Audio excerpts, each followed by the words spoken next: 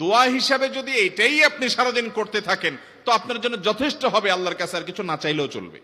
আমার জীবনে বহুবার এমন হয়েছে, বহুবার এমন এমন বিপদ যে দেয়ালে পিঠ ঠেকে গেছে, এখান থেকে উদ্ধারের কোনো পথ আর চোখের সামনে দেখা যাচ্ছে না।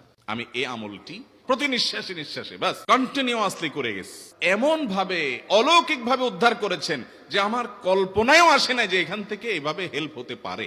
সূরা মুলক আল্লাহ রাব্বুল আলামিন আমাদের জীবনের উদ্দেশ্য বলতে গিয়ে, বাতলাতে গিয়ে বলেছেন, আল্লাযী খালাকাল মাউতা ওয়াল হায়াতা লিয়াবলুয়াকুম আইয়ুকুম আহসানু আমালা। আল্লাহ বলেন নাই আইয়ুকুম আকসারু আমালা, তোমাদের মধ্যে কে বেশি আমল করে এটা আমি দেখতে চাই, এই জন্য তোমাদেরকে দুনিয়াতে পাঠাইছি।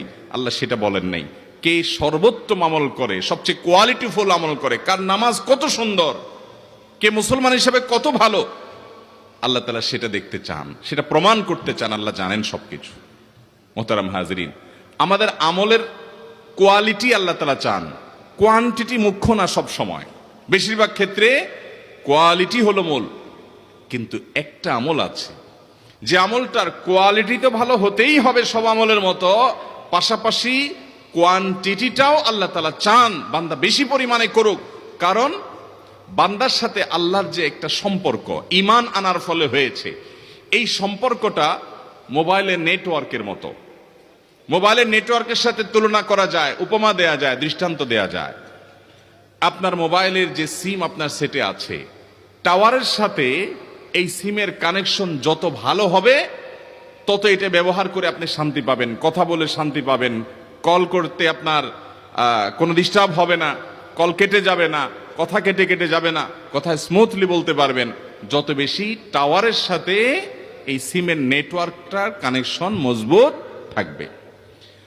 আমরা সবাই আমাদের রব হিসাবে আমাদের মালিককে, আরশ আজিমের মালিককে স্বীকার করে নিয়েছি। সেই স্বীকৃতির ফলে আল্লাহর সাথে বান্দা হিসাবে আমাদের কানেকশন প্রতি মুহূর্তে যেন থাকে। এই জন্য প্রিয় নবী সাল্লাল্লাহু আলাইহি সাল্লাম প্রতিটা পদে পদে, প্রতিটা কাজে কাজে, প্রতিটা মুহূর্তে মুহূর্তে আমাদেরকে জিকির শিক্ষা দিয়েছেন, দোয়া শিক্ষা দিয়েছেন। ইমানদারের জীবনে এমন একটি পদক্ষেপও নাই, এমন একটি কাজও নাই যেই কাজে কোনো না কোনো দোয়া নবী করিম সাল্লাল্লাহু আলাইহি সাল্লাম শিক্ষা দেন নাই, এমন কোনো কাজ নাই। মুহতারাম হাজরিন, আপনি যখন আল্লাহর স্মরণ করে অর্থ বুঝে নবীজির বাতানো দোয়া জিকিরগুলো পাঠ করবেন, আপনার অন্তরে এক ধরনের তৃপ্তি অনুভব করবেন। আপনি অনুভব করবেন যে আপনি পাওয়ার হাউসের সাথে কানেক্টেড আছেন, সংযোগ আপনার আছে, নেটওয়ার্ক আপনার আছে আল্লাহ তাআলার সাথে, এটা আপনি অনুভব করবেন। এবং